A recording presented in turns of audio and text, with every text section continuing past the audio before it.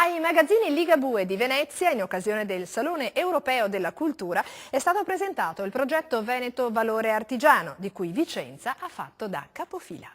Tutto è iniziato con il progetto di Confartigianato Vicenza Gioielli in cerca d'autore, che coinvolgeva aziende orafe vicentine e giovani designer provenienti da tutto il mondo con lo scopo di dare vita a gioielli innovativi.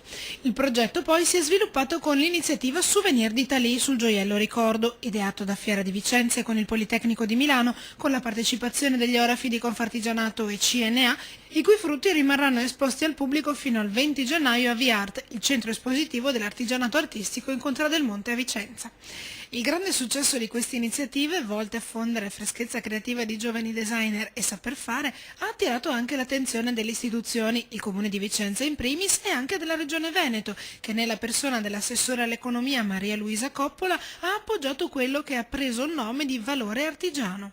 Il nuovo progetto, già illustrato in prima battuta a Vicenza, in Sala Stucchi, è stato presentato a Venezia nell'ambito di Open Design Italia, al Salone Europeo della Cultura. Visti i positivi risultati raggiunti con l'esperienza condotta nel settore orafo, ora si vuole estendere l'opportunità a tutto l'artigianato artistico veneto, grazie anche al sostegno economico della stessa regione.